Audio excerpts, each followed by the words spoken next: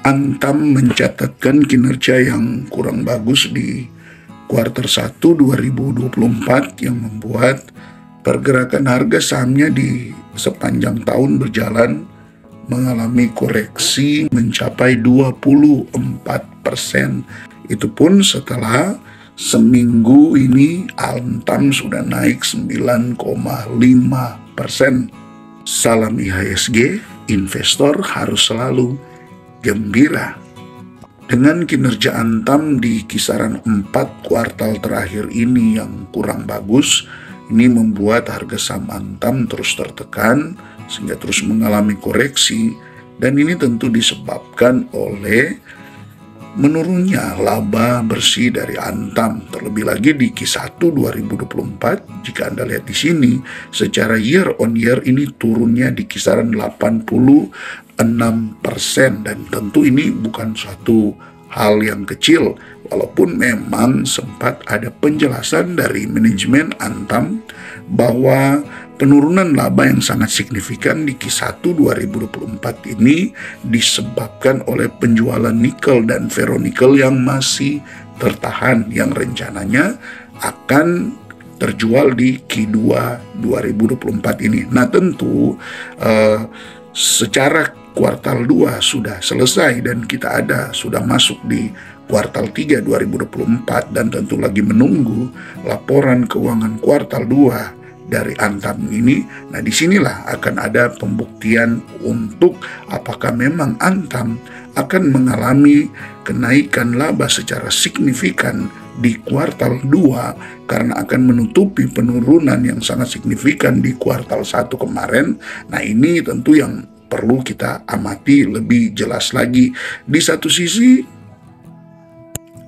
memasuki akhir kuartal 2022, di mana di akhir bulan Juni kemarin terpantau di sini bahwa pergerakan harga nikel terus mengalami peningkatan yang cukup signifikan, dan seharusnya ini menjadi tren positif bagi Antam untuk bisa memperbesar laba di kuartal 2 2024 ini.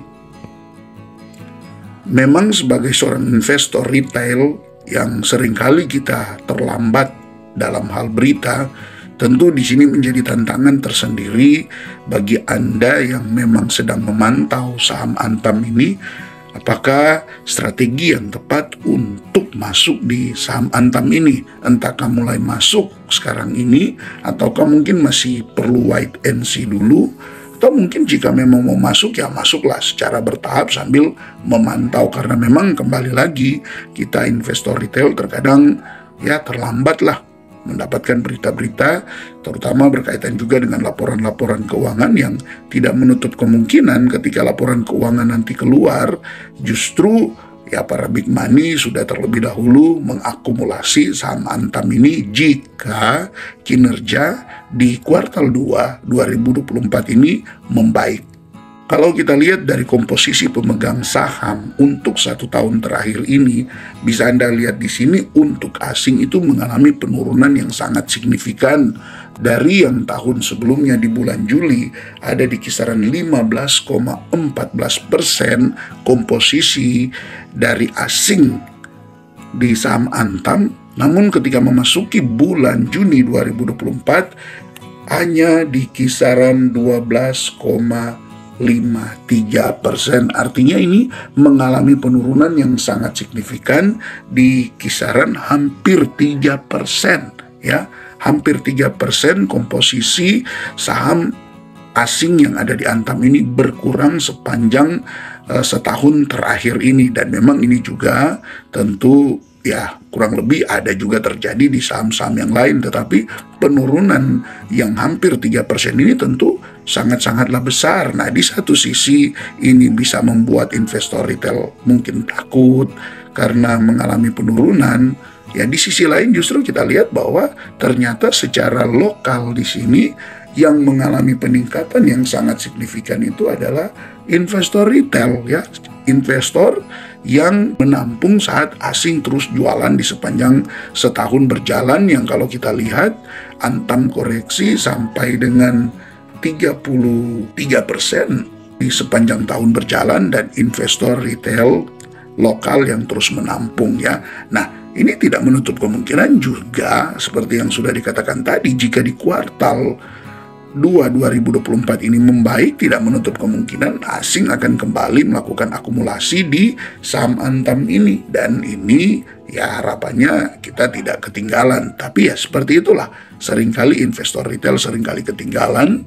Tapi paling tidaklah kita bisa mencoba memaksimalkan potensi keuntungan yang bisa kita dapatkan dengan tidak mengabaikan resiko-resiko yang ada. Nah, kalau kita lihat dari statistik unggulan untuk valuasi Antam di sekarang ini yang memang secara laba bersihnya kemarin Q1 2024 tergerus, bahkan bisa mencapai di kisaran 85-86%, yaitu yang menyebabkan secara PE ratio untuk Antam sekarang ini di setahunkan itu cukup tinggi ya, ada di 33. Namun secara TTM dia ada di 19,12. Untuk book value-nya juga terdampak sampai sekarang ini masih di kisaran 1,02. Setelah dia turun cukup dalam, untuk book value Antam masih di 1,02%. Coba kita lihat ya, apakah book value ini memang Antam itu sering turun sampai di posisi sekarang ini atau tidak? Coba kita lihat. Ya, secara book value terpantau di sini memang untuk book value 1,02 memang sudah ada di harga terendah di 3 tahun terakhir. Untuk 5 tahun terakhir ya memang dia masih sedikit lebih tinggi dibanding dengan waktu koreksi saat COVID kemarin. Nah, kalau 10 tahun terakhir ya kurang lebih ya ternyata memang setelah pulih dari COVID memang Antam harganya naik cukup tinggi, yang membuat juga memang book value-nya bahkan bisa mencapai angka 4. Namun setelah terjadi normalisasi dan itu terus terjadi sampai sekarang ini, yaitu buat saham Antam untuk book value-nya sekarang ini ada di angka 1,02. Jadi untuk valuasinya dilihat dari price to book value-nya sudah murah, namun jika dilihat dari pair-nya tentu ini masih sangat mahal ya. Tentu ini akan berbalik jika kuartal 2 2024 untuk laba Antam kembali meningkat. Nah, jika kita lihat juga dari solvabilitasnya untuk Antam ya tergolong sangat aman ya. Debt to equity ratio-nya hanya di 5%, sangat-sangat kecil. Begitu juga dengan kemampuan Antam dalam melunasi utang jangka pendek, baik current ratio maupun quick ratio-nya ada di angka 2. Ini sangat-sangat bagus untuk kemampuan Antam melunasi utangnya di jangka pendek. Nah, ini yang menjadi kendalanya di sini, profitability-nya. Return on asset TTM-nya hanya di 4%, return on equity-nya hanya di 5%. Bahkan kalau kita lihat ya, gross profit quarter yang tadi di kuartal 1 itu hanya 2,31%, 2,91%. Operating profit margin malah justru dia minus 5,70%, dan net profit marginnya hanya di 2,77%. Persoalan utamanya yang di sini di profitability dari Antam, yang memang kemarin juga kita tahu ada kasus-kasus yang menimpa Antam, baik itu yang dimenangkan maupun juga ada sentimen-sentimen negatif yang lain. Kita tahu untuk Antam ya ini juga tentu sedikit banyak mempengaruhi kinerja mereka, dan itu juga tentu berdampak pada penurunan harga saham Antam di setahun terakhir sudah mencapai 35%. Ya, memang kalau kita lihat ya dari balance sheet sebenarnya Antam perusahaan yang cukup bagus, karena cash-nya saja sekarang masih ada di 11,9 triliun dengan asetnya mencapai 41 triliun. Liabilitasnya sendiri hanya di 9,7 triliun dengan hutang jangka pendeknya hanya 725 miliar. Begitu juga hutang jangka panjangnya hanya di 857 miliar. Total hutangnya hanya di sekitaran 1,5 triliun dengan ekuitas yang dia miliki mencapai 30,9 triliun. Ini menandakan untuk Antam sebenarnya perusahaan yang secara balance sheet-nya ini masih sangat-sangat bagus, hanya yaitu kinerjanya yang masih jadi tantangan tersendiri bagi Antam.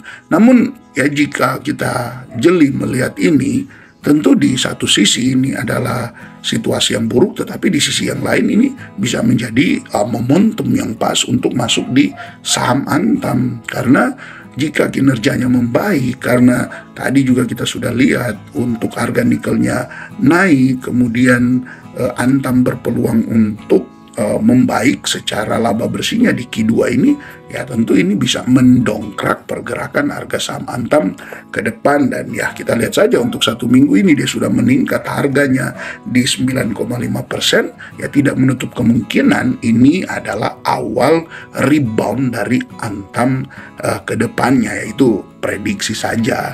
Ya jadi memang ya untuk tetap memperhatikan resiko, jika memang pun Anda tidak berani untuk menanggung resiko yang lebih dalam jika kemudian nanti laporan Antam di Q2 kurang bagus dan dia kembali mengalami koreksi, ya tentu sebaiknya Anda jika pun mau masuk ya masuklah bertahap sampai nanti laporan Q2 itu keluar, dan jika bagus di situ Anda bisa terus mengakumulasi saham Antam ini, sekalipun memang ada kemungkinan ya akan ya sedikit ketinggalan. Tetapi bagi Anda yang memang kurang mampu menanggung resiko, ya lebih baik sedikit ketinggalan daripada kemudian mental Anda tertekan karena mengalami floating loss yang dalam ketika kinerja Antam itu kurang bagus. Namun jika memang Anda adalah tipe orang yang siap menanggung resiko, ya sebenarnya sekarang ini kesempatan yang cukup bagus ya, sekalipun ini bukan saran untuk Anda jual beli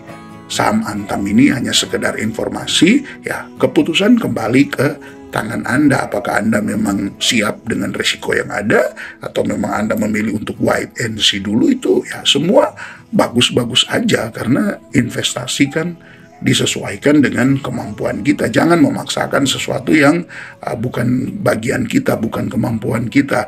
Jika Anda memang siap menanggung resiko, ya kenapa tidak masuk dari sekarang ini, daripada wait and see kemudian Anda menyesal ya kenapa terlambat masuk, padahal sebenarnya Anda tipe orang yang siaplah untuk menanggung resiko. Nah sebaliknya juga, kalau Anda memang tidak siap menanggung resiko, janganlah Anda masuk sekarang ini, sebaiknya Anda wait and see dulu. Karena jika Anda masuk sekarang ini, apalagi all in, ya tentu resikonya jadi masih akan cukup besar ya.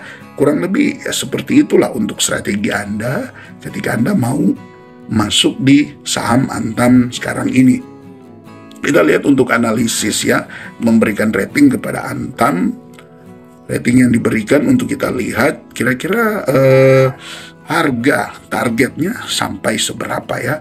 Dari 26 analis yang memberikan rating untuk Antam ini, 16 merekomendasikan untuk beli, 9-nya tahan, dan masih ada 1 yang merekomendasikan untuk jual. Dengan target harga dari analis diberikan untuk Antam, untuk harga rata-ratanya mereka memprediksi bisa mencapai 1.700, jadi masih lumayan ya potensi keuntungan jika mencapai target harga rata-ratanya di 1.700. Dengan estimasi tertinggi dia bisa mencapai 2.300, artinya ini hampir beggar ya kalau dia memang capai estimasi tertingginya di 2.300, dan untuk target harga terendahnya dia di 1.300, artinya sekarang ini dia untuk target harga terendahnya itu sudah terlewati dengan posisi harga 1.315. Nah tentu ketika kemarin dia ada di kisaran 1.200 ya, mengikuti analis ini ya sudah cuan lah kurang lebih 9,5%. Tentu itu tidak mudah ya, bisa dapat masuk di momen yang pas itu bukanlah suatu hal yang mudah. Paling tidak dengan data-data yang ada di sini kita jadikan acuan untuk kita masuk, ataukah kita wait and see dulu, ataupun memang jika Anda malah tidak yakin dengan Antam ke depan tapi Anda sudah membeli, ya tidak ada salahnya untuk Anda menjual ya, sekalipun ini bukan rekomendasi. Apalagi kalau Anda menemukan saham yang menurut Anda secara potensi capital gain-nya, bahkan potensi dividen yield-nya mungkin lebih bagus dari Antam, ya tidak mengapa Anda membeli. Nah oke, teman-teman ya, semoga data yang diberikan ini bisa bermanfaat untuk Anda. Sekali lagi tidak ada rekomendasi, jual beli saham ini semua kembali kepada pilihan Anda sendiri sesuai dengan analisa Anda dan sesuai dengan kemampuan Anda dalam menanggung resiko. Tetap semangat untuk Anda holder Antam dan juga Anda mungkin yang lagi memperhatikan saham Antam. Salam IHSG, investor harus selalu gembira.